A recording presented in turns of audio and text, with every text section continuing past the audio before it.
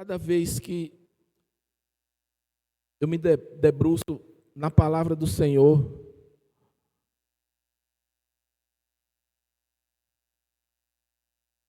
como tem sido duro para mim, como tem sido muitas horas assim tão confrontante, porque a palavra do Senhor, ela vem para nos confrontar nas nossas atitudes. As terças-feiras à noite têm sido noites de confronto com a palavra que nós temos tido aqui. Na terça-feira eu disse aos irmãos, eu digo, se a nossa igreja vivesse Romanos 14:15, já era suficiente.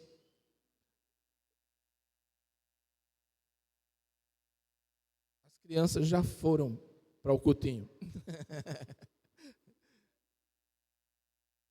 Já era suficiente. Mas, como Deus tem confrontado a cada um de nós a sermos melhores uns para com os outros, aceitando os fracos na fé,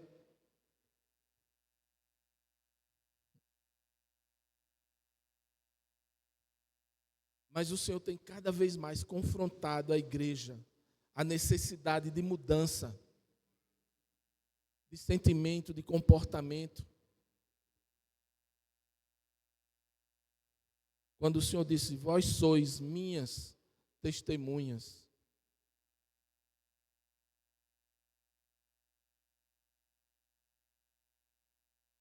Quando o apóstolo trouxe esse congresso, esse tema, testemunhas até a morte,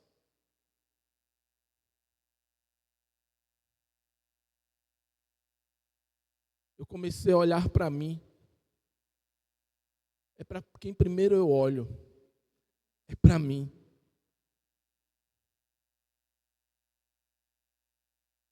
Buscando aonde eu estou sendo falho, aonde eu estou sendo uma mau testemunha, para mudar.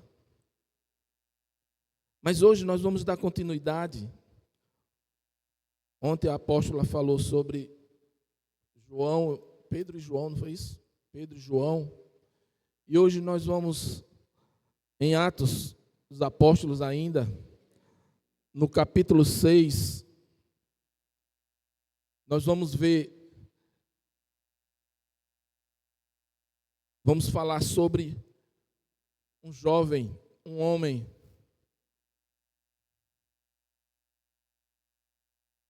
que deu um testemunho,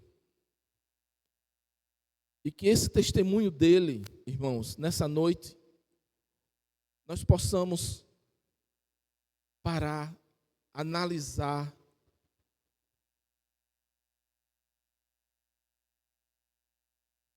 e ver se o que estamos vivendo é o verdadeiro evangelho ou não. Se estamos nos preocupando mais com as coisas daqui ou com as coisas do céu. As daqui são passageiras.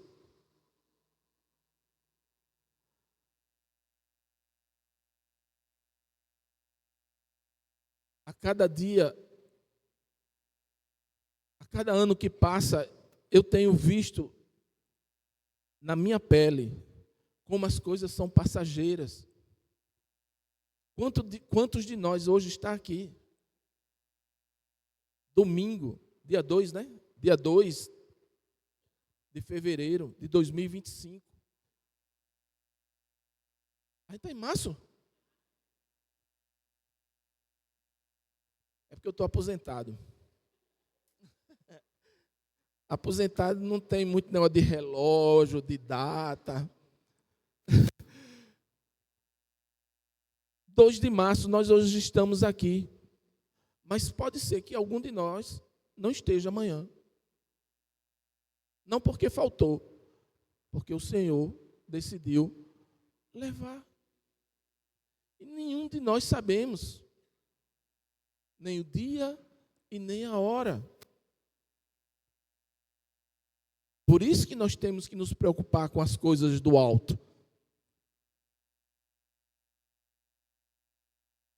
Porque podemos lutar para adquirir riquezas e não usufruir dessa riqueza.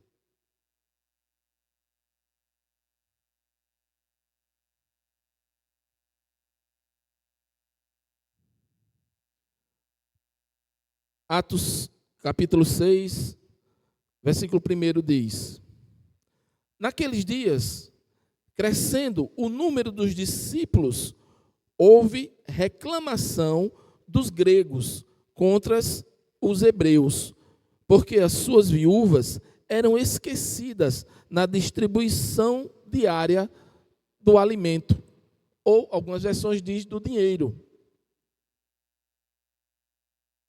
Paz do Senhor, pastora Ruth.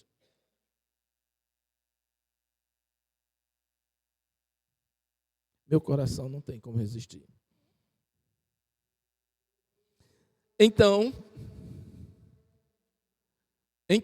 veja só, diante dessa situação, que os gregos estavam requisitando, que estava havendo uma certa negligência na divisão ali do dinheiro, do alimento, os discípulos tomaram um posicionamento, vamos chamar assim. Então, os 12, já com Matias aqui, convocando os discípulos, disseram: não é certo que nós deixemos a palavra de Deus e sirvamos as mesas. Escolhei, ele falando isso para o povo, para a igreja. Escolhei, irmãos, dentre vós, 7 homens de boa reputação. Diga, boa reputação. Cheios do Espírito Santo e de sabedoria, aos quais constituamos sobre essa tarefa. Estevão foi um dos 7 escolhidos. Para qual tarefa? Cuidar da distribuição dos alimentos para o povo.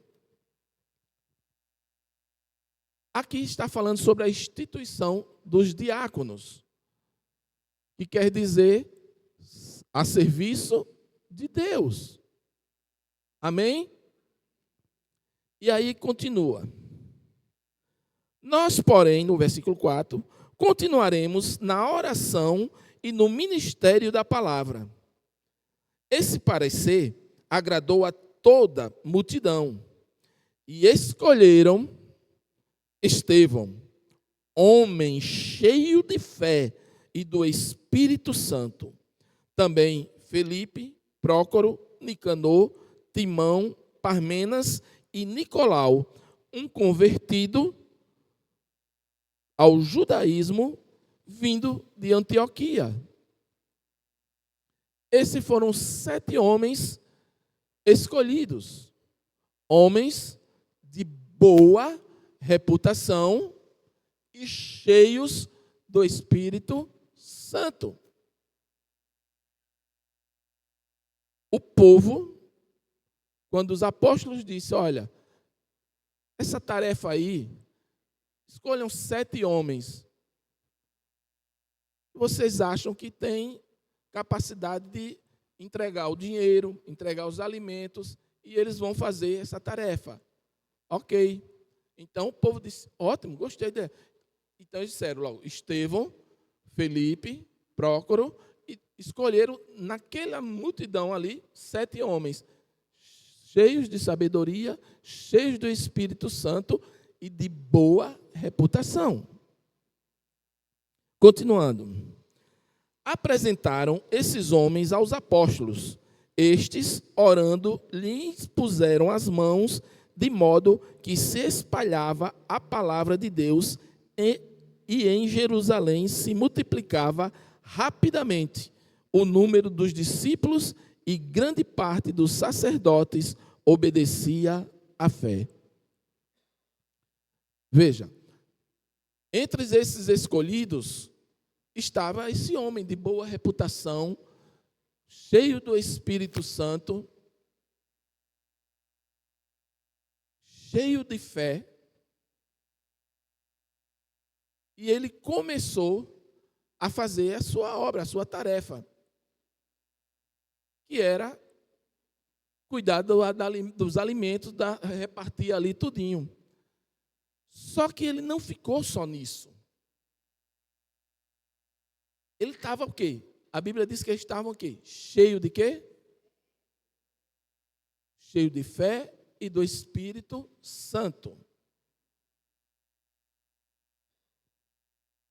Uma pessoa que é cheia de fé e do Espírito Santo, ela não fica no seu quadrado.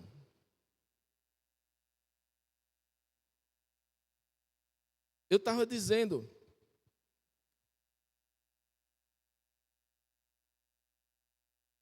quantos dons e talentos nós temos na igreja?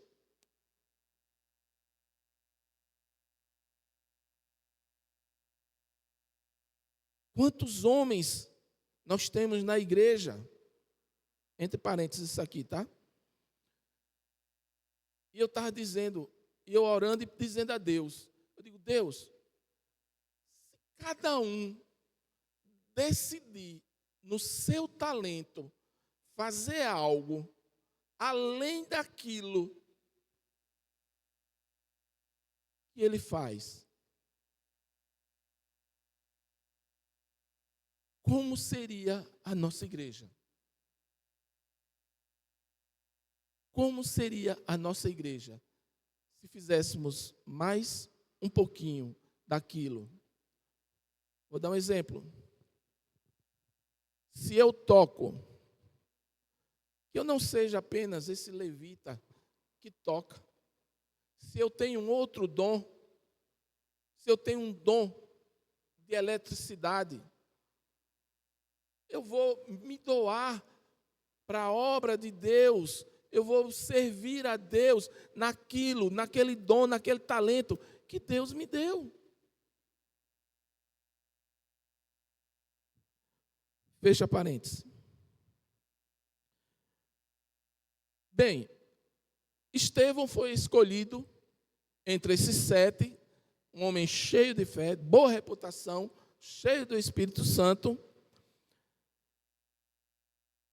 A Bíblia diz o seguinte, versículo 8, que ele não ficou somente naquele papelzinho de distribuição de alimento. Ora, Estevão, cheio de fé e de poder, fazia maravilhas e grandes sinais entre o povo. E aí é que chega a oposição.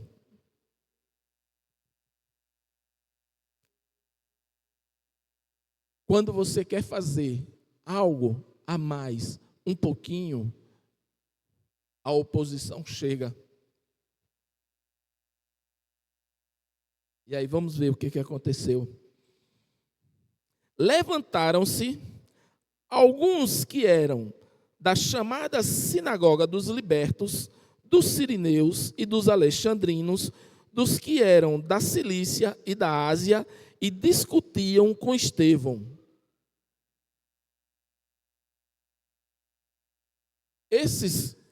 Essa sinagoga eram judeus que eram escravos, que foram livres, e aí fundaram essa sinagoga dos livres, dos homens livres. E aí começaram a discutir com Estevão, começaram a questionar o posicionamento de Estevão. Mas olha o que a Bíblia diz, no versículo 10. Não podiam, porém, resistir à sabedoria e ao Espírito com que ele falava. Não puderam refutar nenhuma palavra do que Estevão falou. Eles tentaram, de alguma forma, achar algo em Estevão, mas o espírito de sabedoria, ele ganhava todas as discussões. Não perdia nenhuma. Aí o que é que acontece? Normalmente, o ser humano tem isso. Quando ele não pode brilhar, o que é que ele faz? Tenta apagar a sua luzinha.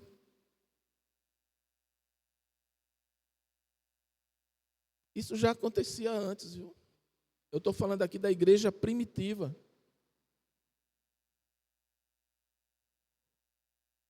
Então, versículo 11. Subornaram uns homens para que dissessem: nós ouvimos proferir blasfêmias contra Moisés e contra Deus. E agitaram o povo, os líderes religiosos e os mestres da lei, e investindo contra ele, o prenderam e o levaram ao sinédrio. Apresentaram falsas testemunhas que diziam: este homem não para de dizer blasfêmias contra este santo lugar e a lei. Pois o ouvimos dizer que esse Jesus de Nazaré há de destruir esse lugar e mudar os costumes que Moisés nos deu. A oposição se levantou contra um homem cheio de fé, cheio do Espírito Santo,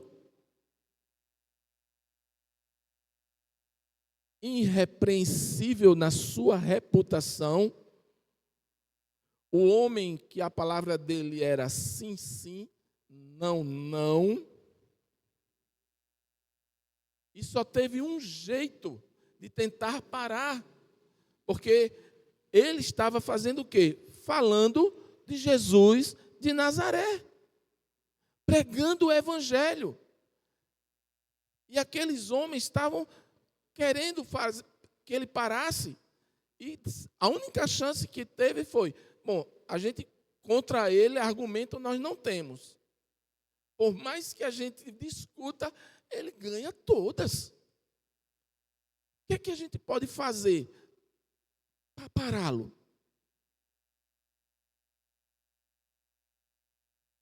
Irmãos, quantas vezes nas nossas vidas, irmãos, tentaram nos parar, tentaram argumentar alguma coisa com a gente, mas não conseguiram. E usaram da mesma artimanha, levantando pessoas para dizer que você fez isso, você fez aquilo, você faz isso, você está dizendo isso, você está dizendo aquilo. Continua da mesma forma.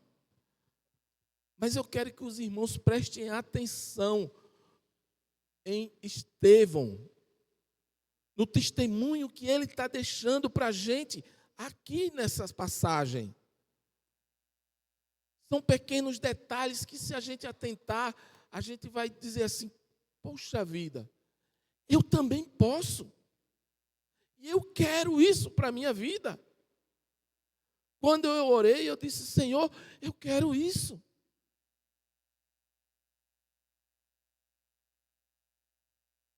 Eu digo muito na reunião dos homens: olha, eu não sou aquele pastor de estar ali no celular passando mensagem diária, fazendo isso ou aquilo, tal. Mas uma coisa eu quero ser. Eu quero ser um exemplo para a vida de vocês. Eu luto para ter uma boa reputação, um bom nome, para que o diabo não tenha nada o que falar de mim. E assim foi o comportamento de Estevão.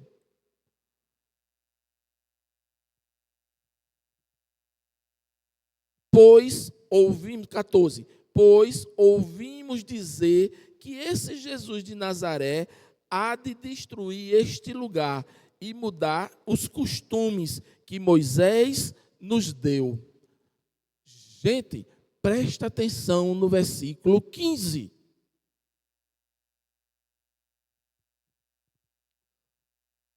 Olha o que Deus fez.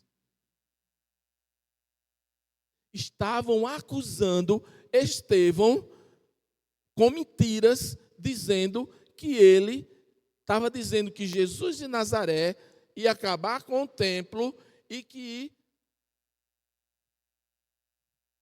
ia acabar com os costumes que Moisés tinha deixado para eles. Versículo 15. Gente, eu anotei tudo aqui, um bocado de coisa, eu não vou usar nada disso, eu estou vendo isso. Louvado seja Deus. Versículo 15. Presta atenção. Quem é o nosso Deus?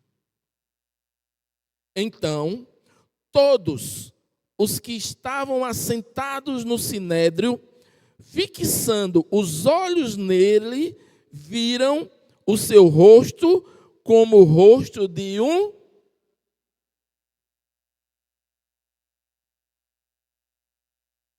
Como assim? Por quê? Aqueles que estavam sentados, ouvindo ele falar que Jesus ia derrubar o templo e que ia acabar com aqueles costumes, aquilo que Moisés tinha deixado.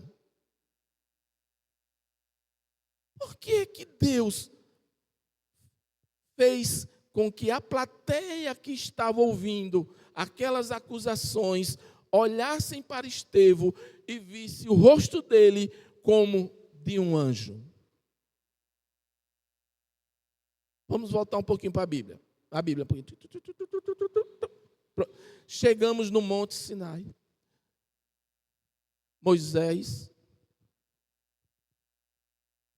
Chegamos, sobe, pega as tábuas, e quando desce, quando o povo olha, o rosto dele brilhava, a glória do Senhor estava na face de Moisés.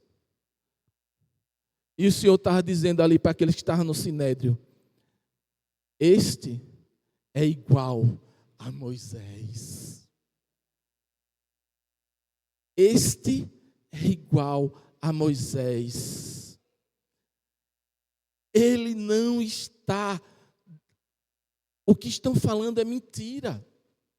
Porque se vocês olharem, vocês vão ver que ele é igual a Moisés.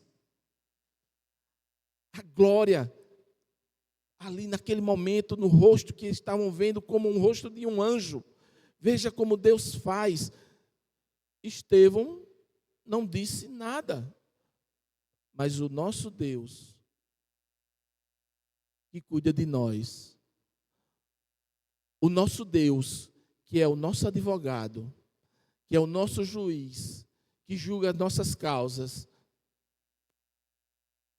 naquela hora, ele disse: bom, vou dar uma réplica.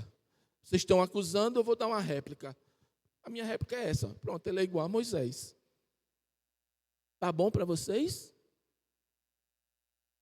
Continuando. Depois de todas essas acusações, o que eu achei interessante foi esse discurso de Estevão, a defesa dele. Eu coloquei até uma coisa interessante aqui que eu vou...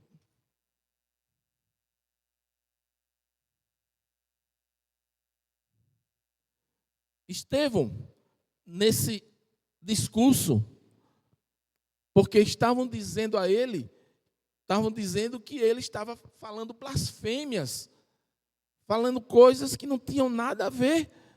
E ele disse, aí aqui nesse discurso ele vai começar a relatar, ele vai falar, desde Abraão até o seu próprio tempo.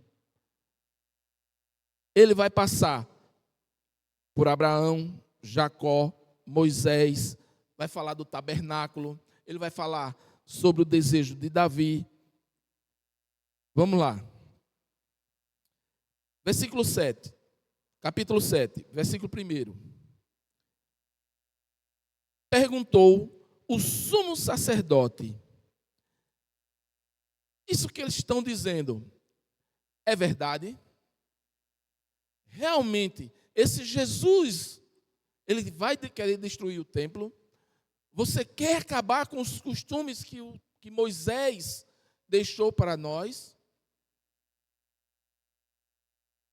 Você está falando blasfêmias? Você está falando contra o templo, contra Deus? É isso que você está fazendo? E esse homem, cheio do Espírito Santo, disse, respondeu ele, olha que interessante, Estevão disse, irmãos e pais,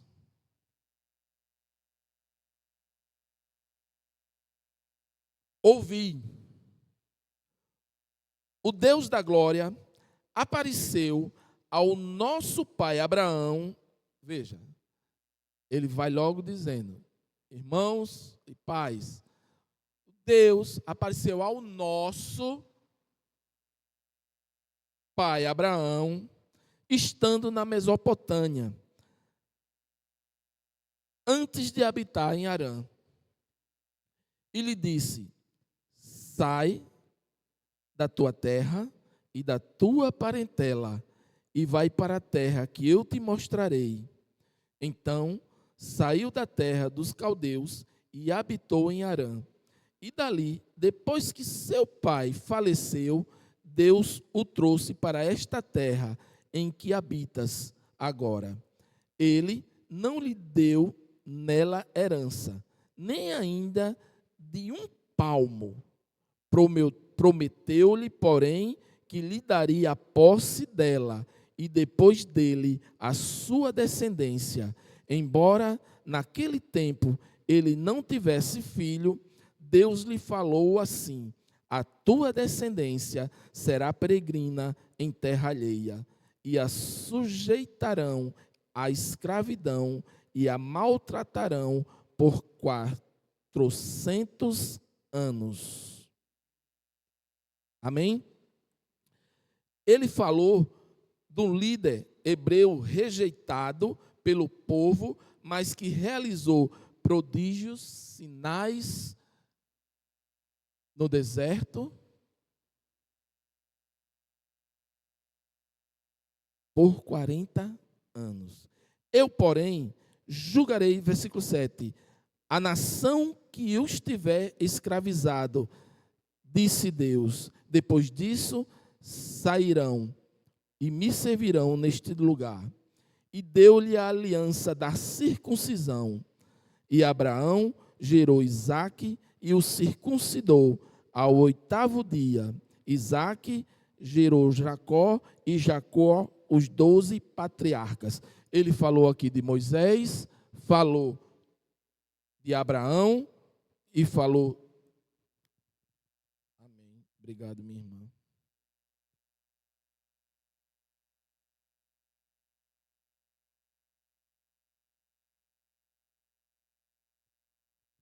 Ele falou de Moisés, falou de Abraão, falou de Jacó e os seus filhos, falou de Moisés, quando ele fala, versículo 10, e o livrou de todas as suas tribulações, e lhe deu graça e sabedoria perante Faraó, rei do Egito, de modo, ele está falando aqui de José, que o constituiu governador do Egito e de todo o seu palácio. Sobreveio então a todo o país do Egito e de Canaã fome e grande sofrimento, e os nossos pais não achavam alimento.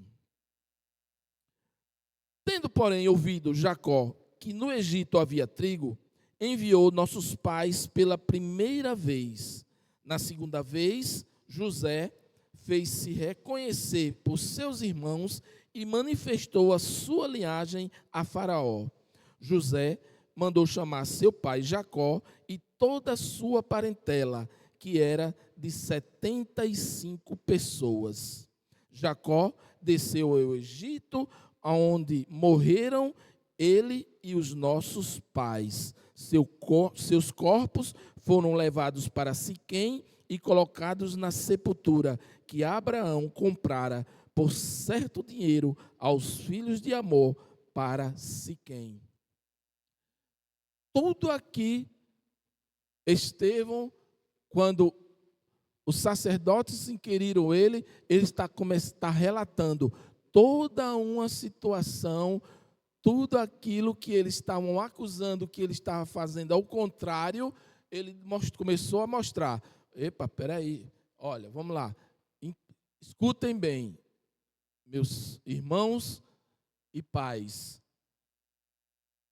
Abraão, Jacó, José, Moisés, e aí ele vai falando, e ele vai explicando, e dando todo um contexto, uma direção do que é a sua pregação, do que ele fala.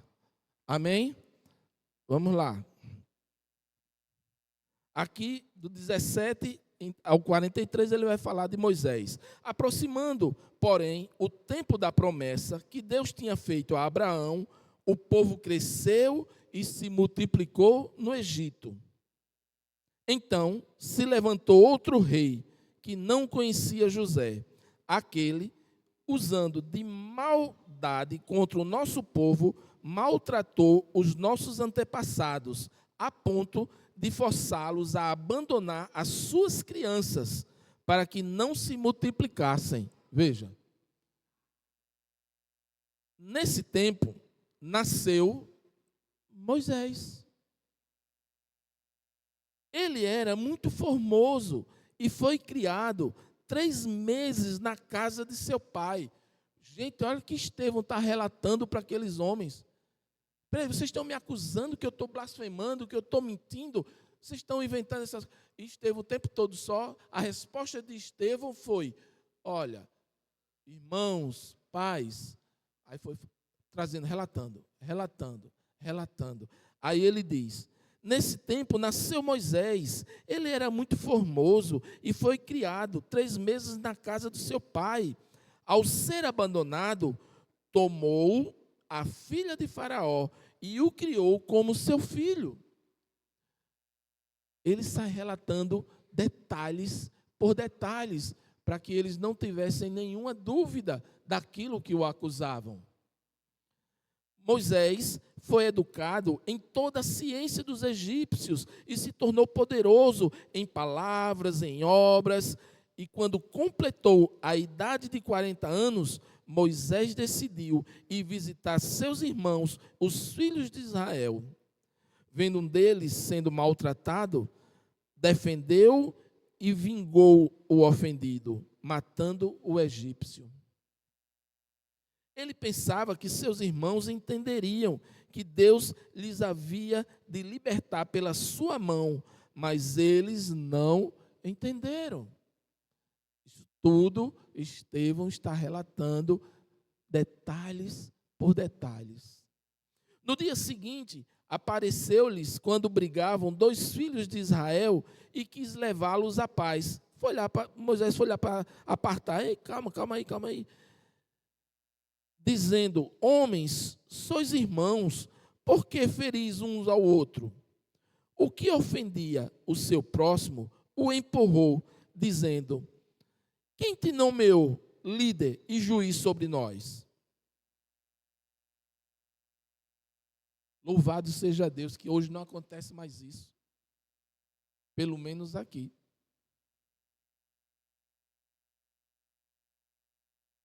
Queres tu matar-me, como ontem matastes o egípcio? A esta palavra fugiu Moisés e esteve como estrangeiro na terra de Midian, onde teve 2 filhos. Completados 40 anos, apareceu-lhe o anjo do Senhor no deserto, no monte Sinai, numa chama de fogo de uma sarça ardente. Então Moisés, quando viu isto, se maravilhou da visão, e aproximando-se para observar, ouviu a voz do Senhor, dizendo: Eu sou o Deus de teus pais, o Deus de Abraão, o Deus de Isaque e o Deus de Jacó. E Moisés, tremendo, não ousava olhar. Disse-lhe o Senhor: Tira a sandália dos teus pés, o lugar que estás é terra santa. Tendo visto isto, tenho visto atentamente a aflição do meu povo que está no Egito, e ouvi os seus gemidos, e desci para livrá-los. Agora vem e te enviarei ao Egito. A esse Moisés, a qual haviam negado, dizendo: Quem te nomeou líder e juiz? A esse enviou como líder e libertador, pela mão do anjo que lhe aparecera na sarça ardente. Esse povo que naquele momento ali rejeitou Moisés, mais um pouco Deus confirmou como aquele que ia dirigir e libertar o povo. Foi ele que os tirou de lá, fazendo maravilhas e sinais na terra do Egito, no Mar Vermelho e no deserto, por 40 anos. Veja, tudo isso estavam relatando para aqueles homens que tinham acusado de blasfêmias, inventado mentiras, fazendo de tudo, que foram pagos para tudo isso. Esse é aquele Moisés que disse aos filhos de Israel: o vosso Deus vos levantará dentre vossos irmãos um profeta como eu, e a ele ouvireis. Ele é o que esteve entre a congregação no deserto, com o anjo que lhe falava no monte Sinai e com nossos pais, o qual recebeu as palavras de vida para nos dar, ao qual nossos pais não quiseram obedecer, antes os rejeitaram e em seu coração voltaram ao Egito. Disseram a Arão: Fazemos deuses que vão adiante de nós. Quanto a esse Moisés que nos tirou da terra do Egito, não sabemos o que lhe aconteceu. Naqueles dias fizeram um bezerro e ofereceram sacrifício ao ídolo e se alegraram nas obras das suas mãos. Deus, porém, se afastou e os entregou ao culto dos corpos celestes, como está escrito no livro dos profetas: Oferecestes-me vós ofertas e sacrifícios no deserto por 40 anos, ó nação de Israel. Antes tomastes o santuário de Moloque e a estrela do vosso Deus Refã, imagem que vós fizestes para adorar, e eu vos levarei, pois, para além de Babilônia. Aleluia.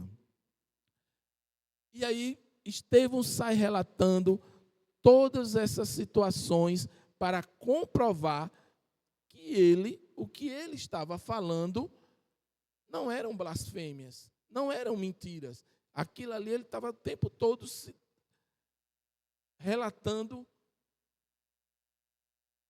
com uma paz de espírito, sabendo que ali ele estava sendo acusado com mentiras, que ele poderia morrer no final, mas mesmo assim ele saiu tranquilamente, explanando tudo aquilo que ele falava, e foi falando, falou, e aí agora ele vai falar também, para que não tivesse também dúvida, ele começou a falar sobre o tabernáculo. Vamos lá. Versículo 44. Estava entre nossos pais no deserto. Veja, o tempo todo ele fala, entre os nossos.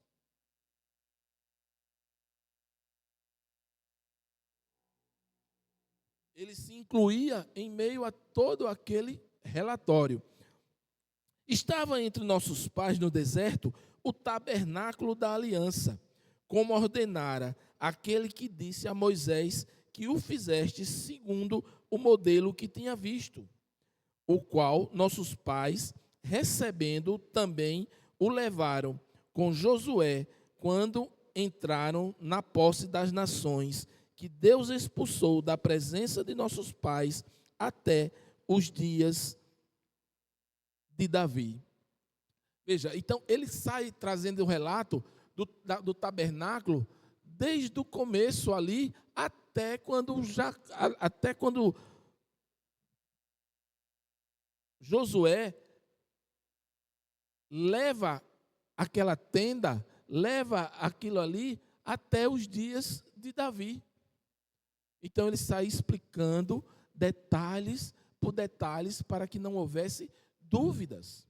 E aí ele diz, bom, agora vamos lá, eu vou falar também para vocês entenderem que o que eu prego não é nada mais, nada além do que as verdades de Deus. Eu não estou blasfemando. Aí ele diz assim, no 46, que achou graça. Ele diz assim, Deus expulsou da presença de nosso pai até os dias de Davi, que achou graça diante de Deus e pediu que pudesse providenciar a habitação para o Deus de Jacó. Veja, ele relata esse detalhe que Davi foi e pediu a Deus para construir um templo para Deus. Mas nós sabemos que no final foi construído pelo seu filho Salomão, o templo de Salomão. E aí ele diz assim, foi, porém, Salomão quem lhe construiu casa. Mas aí o Altíssimo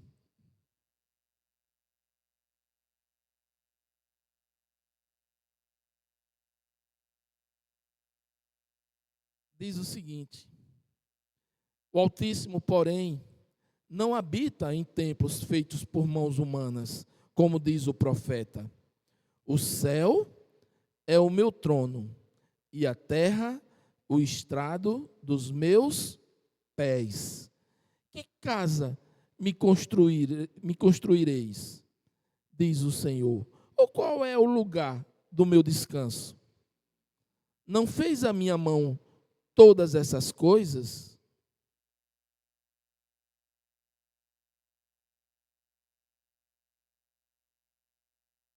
Aí Estevão,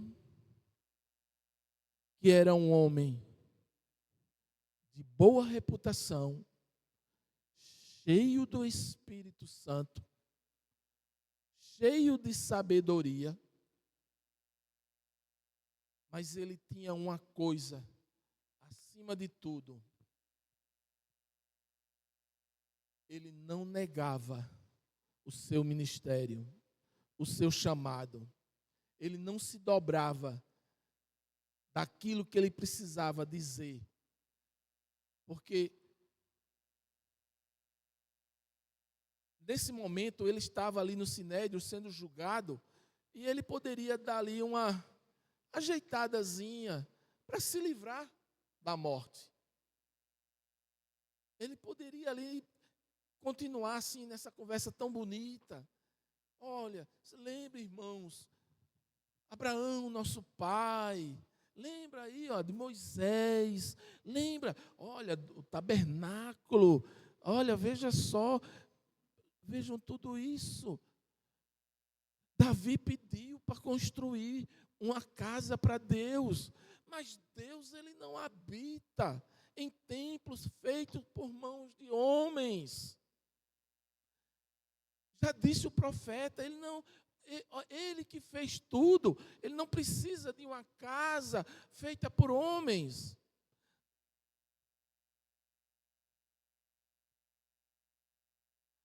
A única casa que Deus precisa para morar foi feita por Ele, que sou eu e é você, porque nós somos a habitação do Espírito Santo de Deus.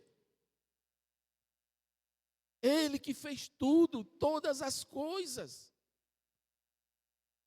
Aí Estevão, que era um homem de boa reputação, que não se dobrava diante de qualquer situação, mesmo sabendo que a morte estava batendo ali na porta. Aí ele diz o que ele vai dizer agora. O discurso dele muda totalmente. E aí ele diz: eu não estou mentindo. Tudo que eu estou relatando, tudo que eu falei até hoje, vocês ouviram agora me dizer? Aí ele entra nessa parte, do 51 ao 53. Duro é esse discurso. Homens obstinados, incircuncisos de coração e ouvido. Isso ele está falando para o sinédrio, para aqueles homens poderosos, que tinham o poder de decidir se ele ia morrer ou não. Homens obstinados e incircuncisos de coração e ouvido, vós sempre resistis ao Espírito Santo, assim vós sois como vossos pais no passado. Até mataram os que anteriormente anunciaram a vinda do justo, do qual vós agora fostes traidores e assassinos. Olha o discurso de Estevão.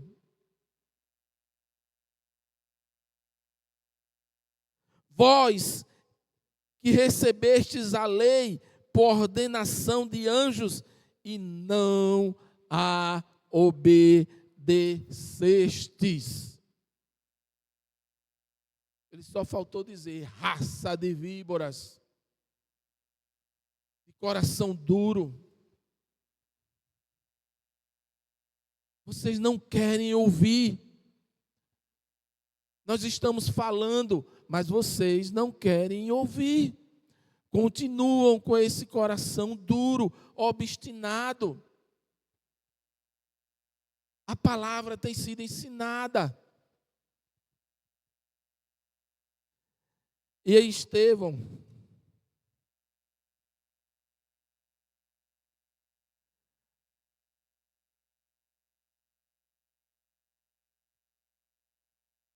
sabia que com essa fala seria a sentença de morte dele.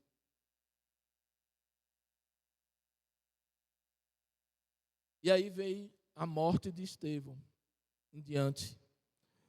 Ouvindo o sinédrio, ouvindo eles isto, iravam-se em seus corações e rangiam os dentes contra ele.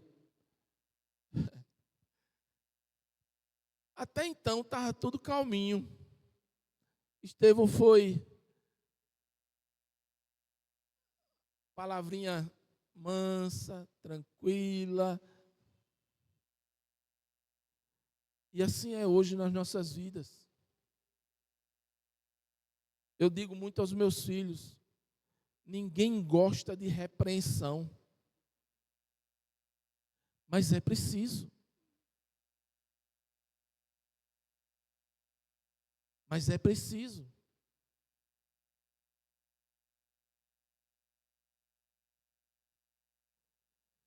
Ele, porém, cheio do Espírito Santo, fixando os olhos no céu, viu a glória de Deus e Jesus que estava à direita de Deus.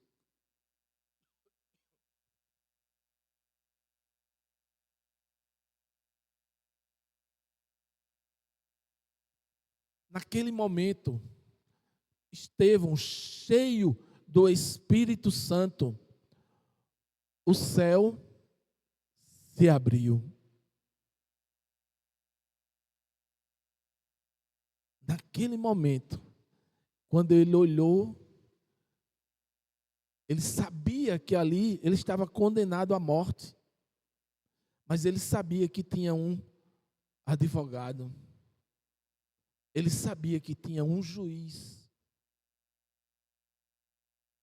Ele sabia que não ia livrar ele da morte. Ele sabia. Mas ele sabia que ele julgaria pela vida dele e pela vida de todos os mártires que viria uma sentença. E ali, quando ele olhou e viu os céus abertos, e ele viu Jesus à direita, eu vou dizer assim, eu acho que quando ele olhou, Jesus disse: vem. Vem. Um homem cheio do Espírito Santo. A primeira coisa que ele sabe é para onde ele vai.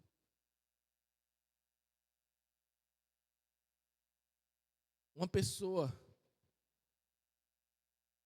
é o que eu digo. Nós não sabemos daqui a alguns minutos o que pode acontecer. Mas nós temos que saber que se acontecer, para onde eu vou. Esse testemunho de Estevão, ele está mostrando aqui que ele sabia para onde ele ia. Quando ele abriu a boca para dizer que eles eram homens obstinados e incircuncisos de coração e ouvido, dizendo que foram eles que mataram, eles que condenaram o sinédrio, aqueles homens poderosos, ficaram com tanto ódio que rangiam os dentes.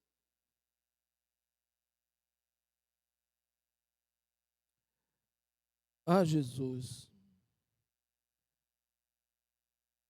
nos enche do Espírito Santo, Senhor, para que a gente possa ver esses céus abertos e ter a certeza, Senhor,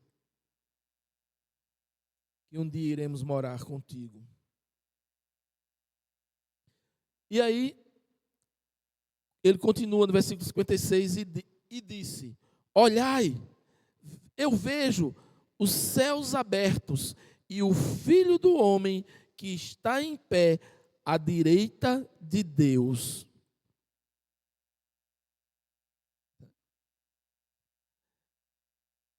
Gente, imagina aqueles homens que estavam dizendo que ele estava blasfemando, falando heresias, falando coisas que não condiz com a vida cristã, com os costumes que eles tinham, com as leis de Moisés. E ele diz: eis que vejo os céus abertos e o Filho do Homem que está em pé à direita de Deus. Eu posso estar enganado, apóstola. Me corrija. Mas a Bíblia diz que Jesus está sentado aonde? Está sentado à direita do Pai. Mas Estevão viu ele? O que ele viu foi o seguinte: Jesus já estava aguardando ele de pé, esperando a chegada dele, por causa que ele era um homem de boa reputação, um homem cheio do Espírito Santo, um homem cheio de fé. Foi nessa hora que eu comecei a orar e disse a Deus: Senhor, eu quero ser igualzinho. Eu quero ser como Estevão. Eu quero testemunhar até a morte. Eu não quero negar esse evangelho.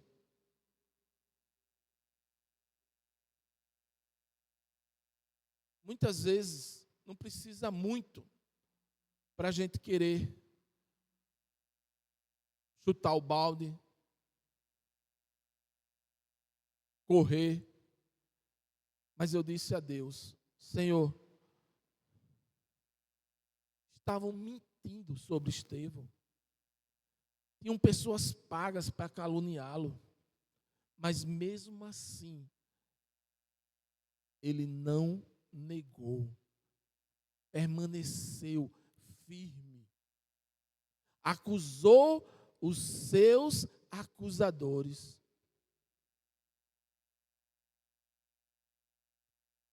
Foi a única hora que ele tomou essa atitude de dizer: epa, vocês que são obstinados, vocês que são de duro coração, eu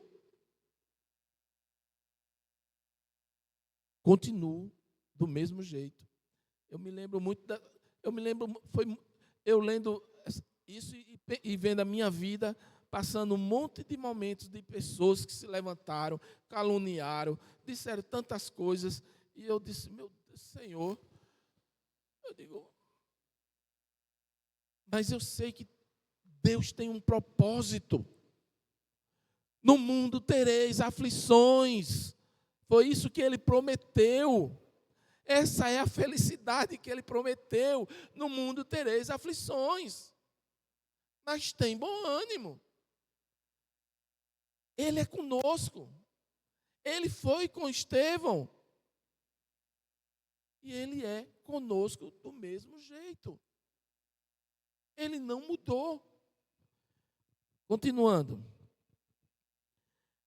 Eles, porém, versículo 57, gritaram com grande voz, taparam os ouvidos e se levantaram todos juntos contra ele. Se arremeteram contra Estevão, de tanta raiva que eles estavam. E o expulsando da cidade, o apedrejaram. As testemunhas depuseram as suas roupas aos pés de um jovem chamado Saulo.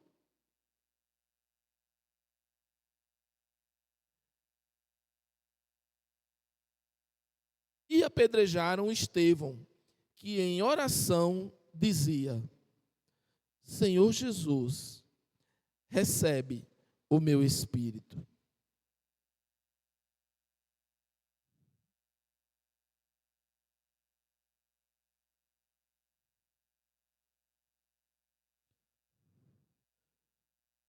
Veja que testemunho Estevão deixa para as nossas vidas. A Bíblia diz que basta o discípulo ser igual ao mestre.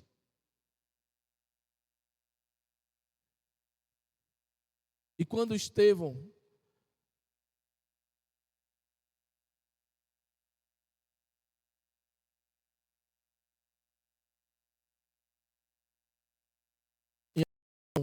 ele começa a dizer: Senhor, recebe o meu espírito. Senhor Jesus, recebe o meu espírito.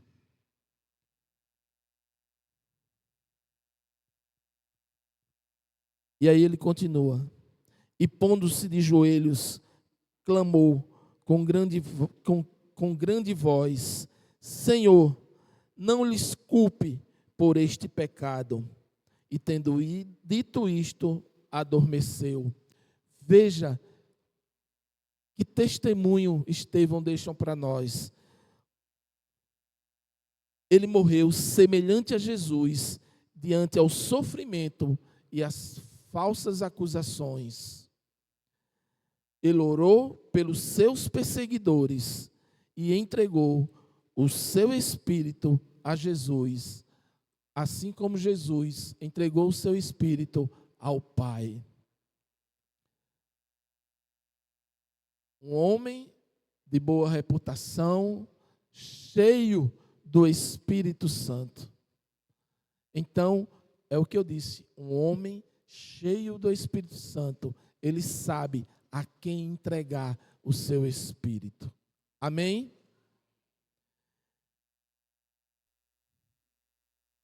Atos 4, 20.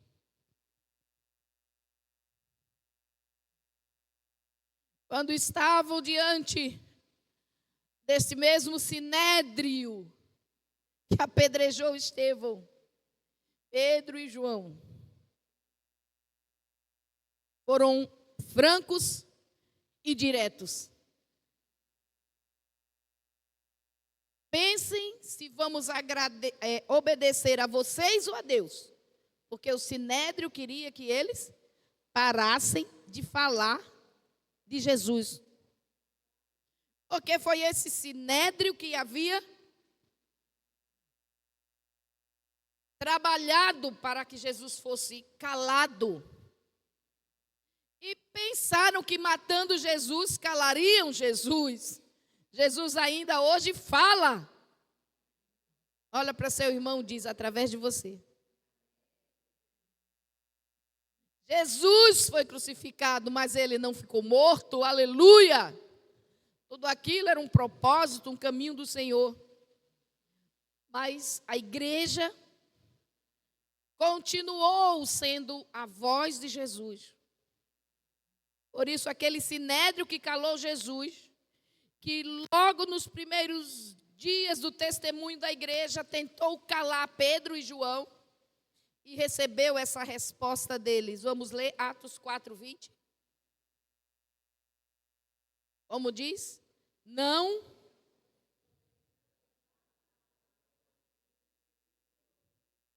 tem acordo. Eles estavam diante das autoridades, mas eles disseram, não tem acordo, não nos vendemos. Não podemos parar de falar. O sinédrio ali tinha pouca força nessa situação. Ficou com medo da multidão. Mandou eles para casa e disse, olha, vocês parem com isso.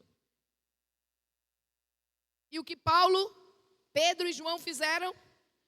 Correram para a igreja reunida mais próxima, porque naqueles dias a igreja estava reunida nas casas, e oraram juntos e pediram ao Senhor que aumentasse o volume da voz deles. Aleluia!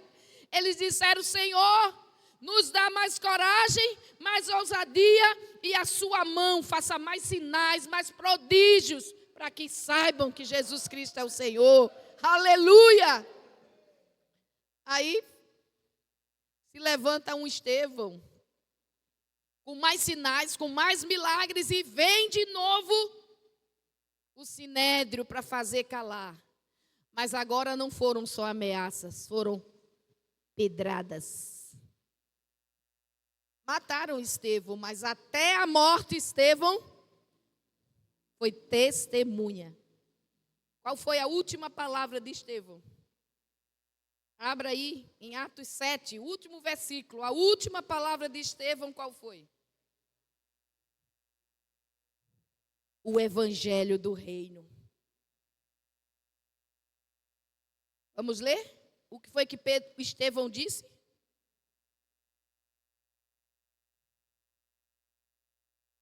Atos, o último versículo do capítulo 7.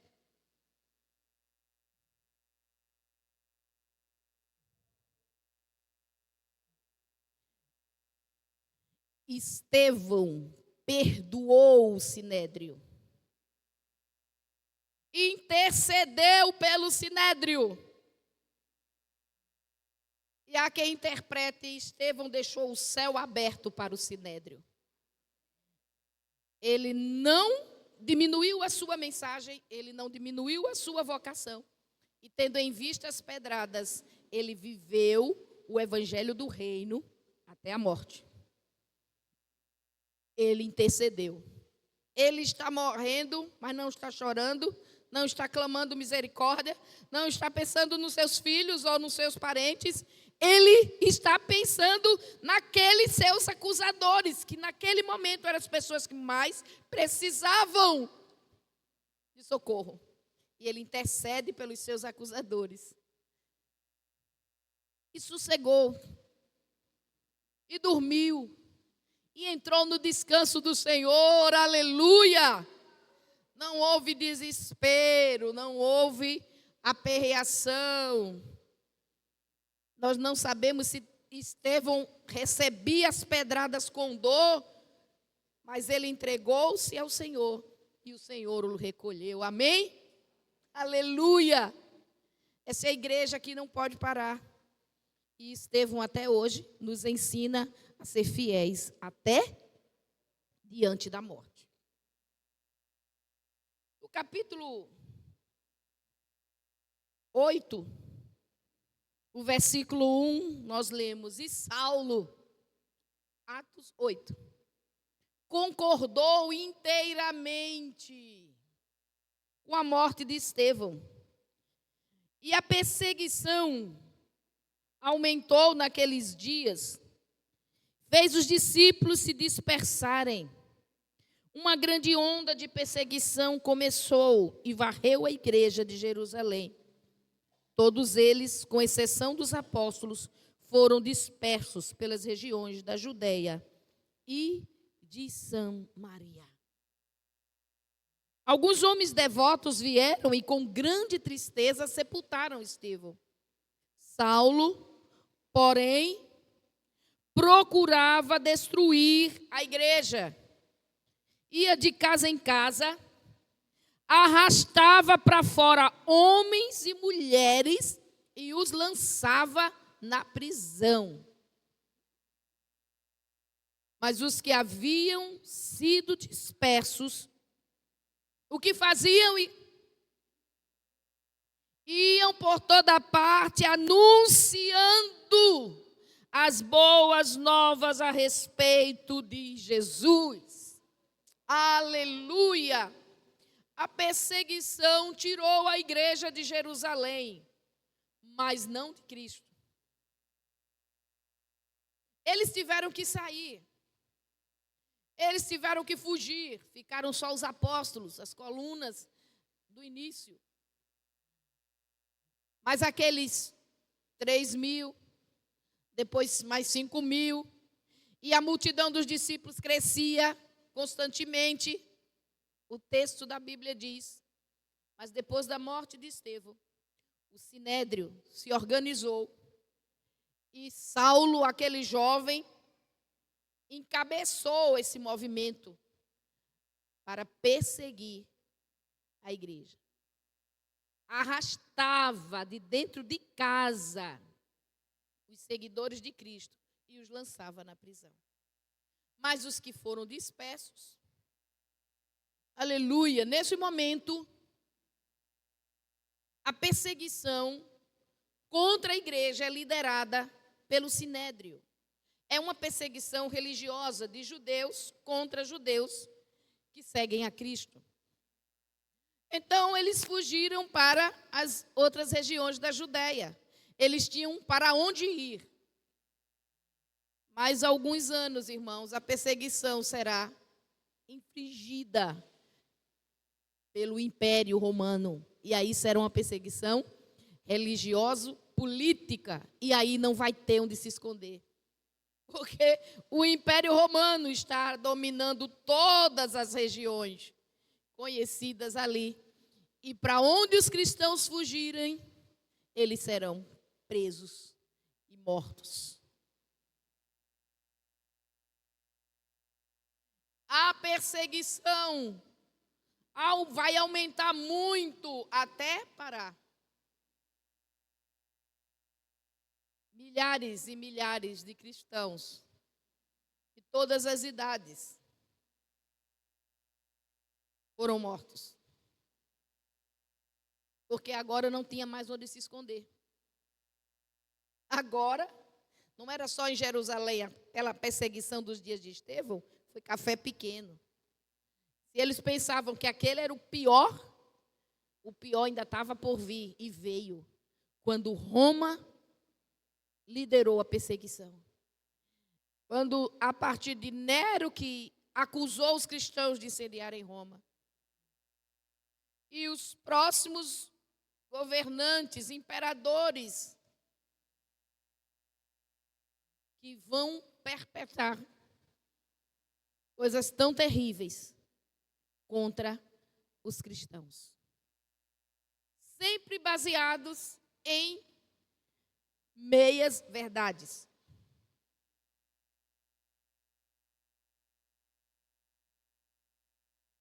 O que disseram de Estevão era verdade ou mentira?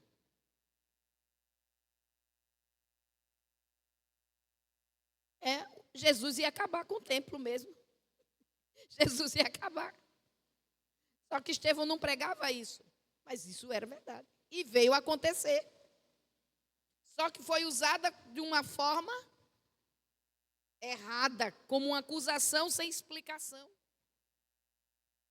E o Império Romano perseguiu os cristãos porque eles não adoravam o imperador. Eles só adoravam a Cristo. Muitas mortes.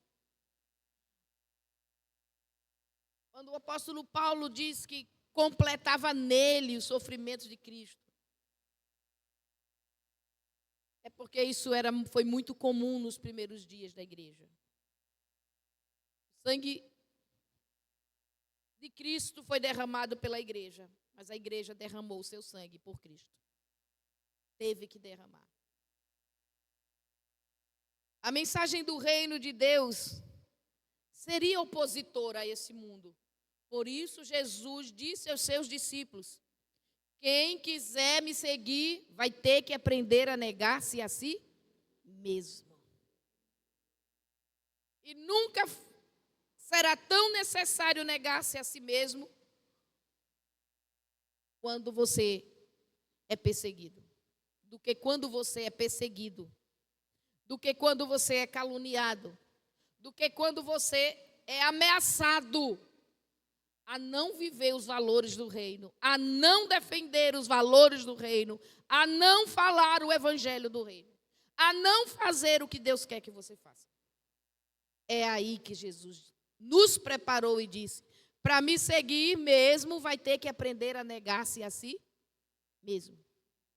Irmãos, o evangelho da igreja primitiva é o mesmo evangelho nosso hoje? Ou mudou? Mudou? É o mesmo evangelho? E porque lá eles davam uma vida, e hoje a gente às vezes não quer nem dar o dízimo. E porque lá eles perdiam tudo por Jesus, e hoje nós não temos nem tempo para Jesus. Não queremos nem desligar as mídias sociais para ler a Bíblia.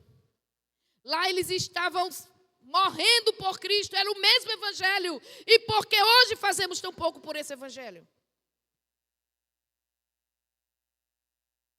O que Jesus disse: quer me seguir? Aprenda a negar-se a si mesmo, porque esse é o caminho da oposição. Nós nos tornamos oposição a este século, a esta organização, ao sistema que domina o governo, a cultura, o mundo. Então, para fazer essa oposição dentro da cultura do reino de Deus, que não é de ódio nem de vingança, mas de perdão e amor, e esperar numa justiça que vem dos céus e não fazer justiça com as próprias mãos, só aprendendo a morrer e a negar-se a si mesmo. O sangue da igreja primitiva tem sido fundamento para o evangelho chegar até nós. Mas nós estamos a cada dia mais envolvidos com uma teologia que minimiza o sofrimento em detrimento ao conforto. Eu quero uma vida confortável. E para não perder o conforto, eu fico calado. Eu relaxo o testemunho. Eu deixo de ser ou fazer a grande diferença. Sabe por que a igreja primitiva perdeu tudo por Jesus? Porque encontrou tudo em Jesus. Jesus era a pérola de grande preço para eles. Então perderam tudo, até a própria vida, porque Jesus era tudo. Mas nós temos às vezes tantos valores, tantas necessidades, e Jesus complica a vida da gente. Nessa luta, a cada dia. Importa que ele cresça, importa que eu diminua. Isso é muito bom cantando. Mas nós sabemos que Jesus crescer na nossa vida é doloroso, é quebrantamento, é confronto com o sistema do mundo, é conquista de inimigos. Os espirituais, que não vão prevalecer, mas vão tentar nos intimidar. E os naturais, que não entendem a mensagem do reino de Deus. Jesus disse: quem quiser ser meu discípulo e não estiver disposto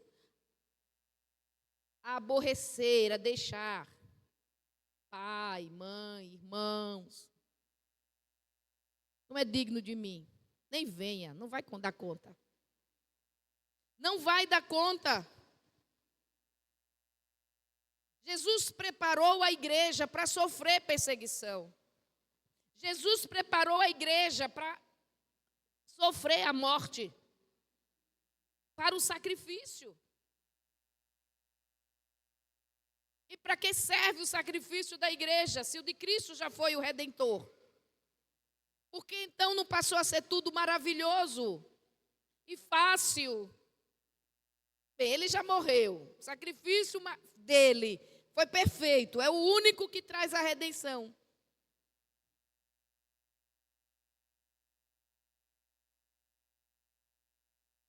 Mas era preciso, ainda é, que quem segue a Cristo esteja pronto a morrer todo dia. Ainda que não morramos, mas estejamos prontos. O apóstolo Paulo vai dizer depois que somos reputados como ovelhas para o matadouro, morrendo todo dia. Porque não pode haver conchavo com este século, acordo com este mundo. Nós temos que estar no mundo sem ser do mundo. E isso exige morte. Porque quem não quer estar nos favores de todos? Quem não quer ser amado por todos, benquisto por todos, elogiado por todos? Quem não quer o conforto? Até parece que nós vivemos para isso. Porque assim esse século nos fez aprender. Porque você precisa ser melhor, mais bonito, mais amável para receber, para ter, para estar de bem com todo mundo. Você tem que ter seguidores, você precisa ter gente que lhe queira a sua influência. E essa dinâmica que está enlouquecendo tanta gente, porque ninguém agrada sempre. Está enlouquecendo aí os influencers. Ela é contraditória contra o reino de Deus. Jesus diz: você quer me seguir? Então esteja pronto para morrer. Esteja pronto para largar. Esteja pronto para perder aqui na terra. A glória, a recompensa, mas pode não ser aqui agora. A sua presença, o seu renovo, a sua salvação, mas aqui pode terminar em apedrejamento.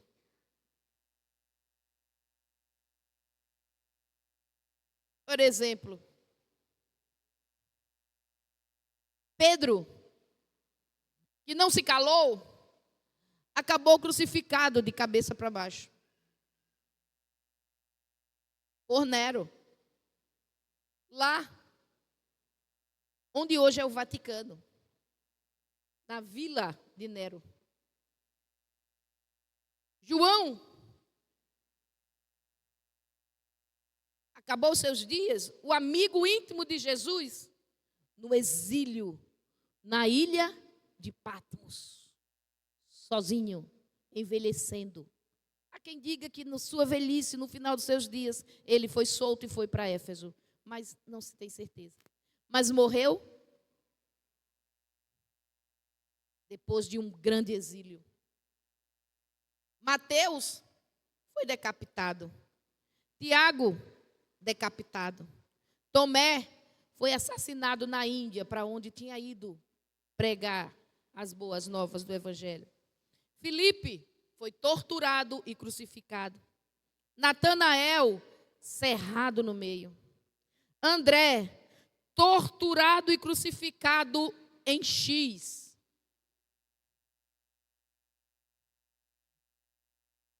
Judas, não que traiu Jesus, foi lancetado e apedrejado. E os milhares de cristãos que terminaram seus dias no Coliseu, o grande circo romano, onde o espetáculo era ver os cristãos sendo dilacerados pelos leões e os ursos famintos. E os historiadores dizem que as famílias entravam, pais e filhos de mãos dadas, louvando ao Senhor. Pais e filhos. André, Esté e Manu. E entravam adorando. E não havia desespero, nem grito. Eles eram devorados. E são testemunhos da história antiga, de que os romanos começaram a pensar: o que é isso? O que eles encontraram que nós não encontramos ainda? Como eles podem estar cantando, sabendo que vão ser comidos por feras?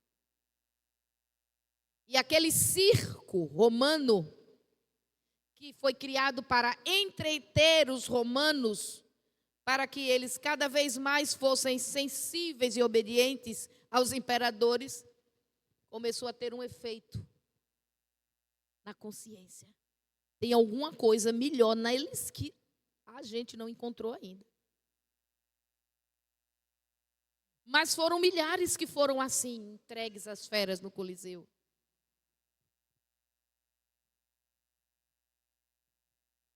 Nero, que segundo alguns estudiosos dizem que foi ele mesmo quem incendiou Roma, porque queria ver as chamas. Mas disse que foram os cristãos.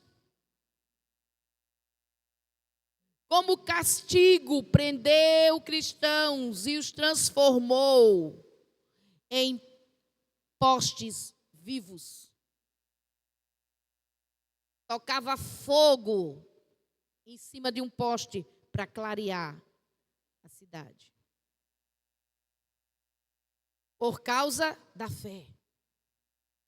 Isso perdurou, irmãos, por mais de 300 anos na história da humanidade. homens e mulheres e crianças e jovens eram levados e diante das autoridades tinham a oportunidade de negar a fé. Tinham a oportunidade de dizer: não, eu não sou cristão, eu não sigo Cristo. Não, eu. E os que assim fizeram se livraram da morte entre os homens, mas perderam a vida eterna. E os que permaneceram, porque a perseguição nos dias de Estevão foi só em Jerusalém, mas logo o mundo inteiro está perseguindo a igreja. Mas é como cantamos, irmãos.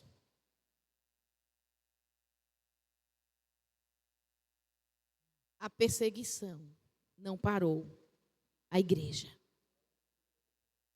Nos dias de Estevão, a perseguição fez com que o evangelho avançasse, porque eles tiveram que sair de Jerusalém. Ficou perigoso. Corre de Jerusalém. Mas era uma fuga orquestrada, regida pelo Espírito do Senhor.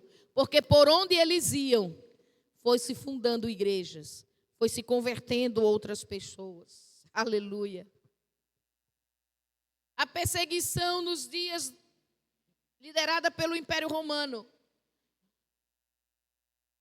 fez com que o testemunho da igreja, daqueles que não se calaram, fosse mais forte do que a pregação. Porque eles não se calaram, eles enfrentaram o que parece ser o maior inimigo do homem, a morte. Mas para aquele que está com Cristo, não há mais esse temor. Amém? Esse testemunho da morte de cristãos que, apesar de prisões, torturas e condenações à morte, não recuavam. Todos esses milhares que foram fiéis até a morte. Hoje, existem nações na terra onde ser cristão ainda provoca essa situação. Se converteu, é expulso da família. Se converteu, está pregando o evangelho, é preso. Pode ser condenado. Vai para campos de concentração. É condenado a penas de morte. É torturado para ver se desiste.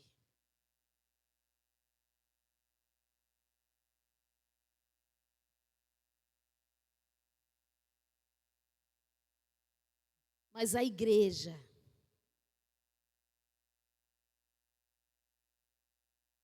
não se calou naqueles dias. A questão é que hoje, quando nós estamos aqui, sem sofrer esse tipo de perseguição, nós estarmos calados. Nós não estamos dando o testemunho falado, acompanhado, muitas vezes, pelas nossas ações. O testemunho de que Jesus Cristo morreu pelos nossos pecados. O testemunho de que o reino de Deus é o governo que vai prevalecer, porque virá o fim. O testemunho de que a morte não pôde detê-lo, ele ressuscitou. E porque ele está vivo, os que creem nele ressuscitarão. O testemunho de que a nossa esperança não está apenas para uma vida confortável nos anos que vivermos aqui. A nossa esperança se chama eternidade. O apóstolo Paulo disse: nós esperamos em Deus apenas para essa vida. Somos mais miseráveis dos homens. Olha que expressão. Se estamos sendo igreja só para ter sucesso nessa vida, somos os mais miseráveis dos homens. O argumento de Paulo é: nós temos que esperar e confiar na ressurreição, porque essa é a grande esperança do reino de Deus. O mundo novo que Deus vai restaurar. Aleluia! E que precisa estar diante dos nossos olhos. Por esse mundo que vem, por esse tempo maravilhoso que será a eternidade, nós podemos perder todas as coisas aqui.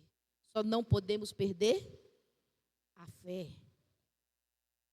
a esperança e o amor. Porque se perdermos o amor, Deus disse que pode tirar o nosso candelabro. Pode nos tirar. Pode apagar a nossa luz de vez. É preciso ser igreja com fé, com esperança e com amor. Olhando para aqueles que viveram e lutaram antes de nós. E haja o que houver que tenhamos que enfrentar. Porque terrível é o fato de que multidões, muitos, negaram a fé com medo do Coliseu. Muitos negaram a fé com medo de Nero. Muitos não quiseram mais dar testemunho também naqueles dias, por causa dos imperadores romanos e as perseguições arbitrárias. Mas nós não podemos deixar de falar. Ser testemunhas é estar de pé até a morte. A morte que parece ser um fim para o homem, mas não é o fim para a igreja. Amém? Mas seria a condição última da ameaça e da dor. Mas estar de pé e estar na fidelidade do Senhor, em meio a todas as situações. Hoje, muito provavelmente, a maior dificuldade é estar de pé no conforto, quando as coisas nos favorecem. Porque na luta aprendemos a buscar ao Senhor. Nas aflições, os nossos joelhos se dobram. Mas às vezes é exatamente o conforto, a facilidade, que nos torna donos de nós mesmos e nos esquecemos de quem é o Senhor. Aquela máxima dos homens: se você não pode vencê-los, una-se a eles. Quando Roma não pôde vencer a igreja com perseguição, Roma venceu a igreja com conforto. Roma se uniu à igreja e começou a patrocinar os líderes. E quando entrou o dinheiro romano, por uma porta, saiu o espírito pela outra. E a igreja foi calada pelo conforto, pelo patrocínio, pelo dinheiro, pelo favorecimento do mundo. Roma viu que não ia vencer a igreja, que mais ela crescia, então se uniu. Irmãos, e esse é o outro lado da moeda, talvez mais perigoso do que a perseguição. É o conforto.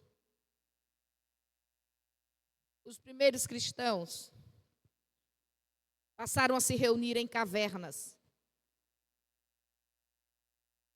escondidos, por causa das perseguições. Chegou um momento que eles tiveram que se reunir nas catacumbas, debaixo, nos cemitérios, porque eles não podiam falar abertamente, porque eles não podiam se reunir e adorar abertamente, porque o sistema, o governo que dominava aquele momento, entendia que a igreja não podia prevalecer e a perseguia. Então a igreja teve que se esconder, teve que se reunir das formas mais escondidas. Agora hoje, o sistema de governo corrupto e imoral, tão imoral e corrupto como Roma, levanta palanques e paga show gospel para a igreja. Que avanço é esse? É o mesmo sistema corrupto, mundano, contrário a Deus, mas favorecendo para que a igreja se cale. Dinheiro de corrupção. Quantos comprados pelo conforto? Comprados pelas facilidades. O fato é que ser igreja é difícil na perseguição e é difícil também no conforto. Porque o nosso reino não é desse mundo. Nem de uma forma, nem de outra, podemos nos acomodar a ser, vou dizer assim, normais. Nós temos que entender a nossa responsabilidade como seguidores de Cristo, que estão envolvidos com uma mensagem que é opositora a este tempo, a cada geração, ao sistema de valores corrompido que nasce no coração dos homens, influenciado pelas trevas. Nós seremos sempre opositores. Não vamos dizer, nós só estamos bem se estivermos sendo perseguidos. Não, nós podemos estar ruim também na perseguição, negando, e ruim também no conforto, se nos acomodamos. Qual é a medida da igreja? Não podemos deixar de falar, de testemunhar do que temos visto e ouvido em Cristo, o Evangelho do Senhor Jesus Cristo. E é claro, como falamos ontem, não dá para ser essa testemunha se eu não tenho ouvido e visto. Se eu não tenho a experiência com o Cristo ressuscitado na minha vida. Se eu não tenho a comunhão com o Espírito Santo, você é testemunha de quê? Do que o pastor disse. Temos que viver essa experiência a cada dia. De busca, de desejo, de vontade, de comunhão com o Espírito, para termos o que falar e sermos fortalecidos por essa experiência para viver, seja no conforto, nos dias bons, sem ceder para o mundo, seja nos dias maus da perseguição, sem ceder para o mundo. Amém? Vamos nos colocar de pé.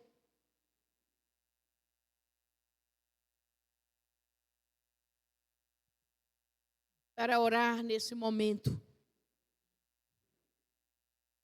Nós cantamos essa expressão muito maravilhosa. Não caminhamos pelo que vemos. O que nos move deve ser o que cremos. Mas o que cremos precisa estar. Eu estou apresentando o tablet porque eu estou usando a Bíblia digital. O que cremos precisa estar embasado nas Escrituras Sagradas. Ou nos voltamos para as Escrituras, irmãos, ou nos voltamos para as Escrituras. Ler, ouvir, meditar. Eu sei que cada um aqui tem muitas coisas para fazer, porque esse é o sistema do mundo, botar a gente para se ocupar. Mas, irmãos, é questão de vida. É questão prioritária, primordial para a igreja. Você precisa viver pelo que crê. E no que você está crendo? Se não conhecer as Escrituras, no que você vai crer? Se não tiver a experiência com o Cristo ressuscitado, a quem você vai seguir? Placas denominacionais? Pastores carismáticos? Promessas? Cantores gospel? Nós temos que seguir ao Cristo ressuscitado. Que a visão do Cordeiro de Deus esteja diante dos nossos olhos. A visão do Cordeiro que foi morto, mas que está vivo. E o desejo de dar a Ele a recompensa pelo seu sofrimento. A visão do poder e da vontade do Senhor para as nossas vidas. Para que sejamos mais fortes do que esse movimento que o mundo está fazendo para calar a igreja. É tudo que o Satanás espera, calar a igreja. Ou perseguindo, ou dando conforto, ou se aliançando, ou favorecendo. Feche os seus olhos. Mais uma vez, vamos dizer ao Senhor, vamos dizer a todas as testemunhas espirituais que nos cercam, não podemos parar de falar. Não podemos deixar de ser testemunhas. Eu preciso entender essa responsabilidade. Me ajuda, Espírito Santo. Em cada instância da minha vida e da minha realidade. Eu preciso, para que o reino de Deus e a sua justiça esteja sobre a minha vida, sobre a minha casa, sobre a minha nação, sobre esta terra. Eu preciso. Ore nessa hora sobre sua vida. Porque nós somos o recurso que o céu tem agora. Para que o evangelho seja anunciado em toda a terra e Cristo venha. Nós somos o recurso. Porque aqueles que não creram ainda precisam ouvir. Ouvir as nossas palavras e ouvir o nosso comportamento como servos do Deus Altíssimo. E embora este mundo esteja buscando-nos, até para nos ajudar, o reino de Deus não tem a ver com este mundo. É um reino eterno. Eu vou lhe pedir para se aproximar de um irmão e começar a orar por ele também. Vamos ser sensíveis uns aos outros em oração nessa hora. Comece a orar pela vida do seu irmão. Ore com ousadia, para que o Espírito do Senhor dê a ele ousadia. Que o Espírito do Senhor coloque sobre ele essa coragem de dizer não, essa coragem de prevalecer, essa coragem de não se aliançar com o mundo, essa resistência nesses tempos tão difíceis. Ajuda-nos, Senhor. Somos testemunhas e a tua igreja não pode parar de crescer. A tua igreja precisa estar edificada pela mensagem, pela palavra, pelo testemunho. E não há substituto para fidelidade. Fidelidade até a morte.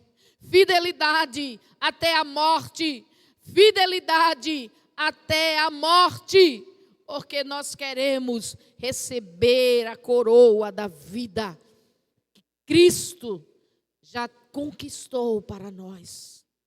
Ó Deus Todo-Poderoso, oramos por cada um que está neste ambiente, que recebeu essa tua palavra, que vem recebendo desde o início deste congresso, teu chamado, a tua exortação. Senhor, que os nossos corações tenham essa revelação mais profunda, além do que foi falado, mas que possamos encontrar tudo em Cristo, para perder tudo por Cristo e permanecermos firmes até o fim. Em nome de Jesus. Amém.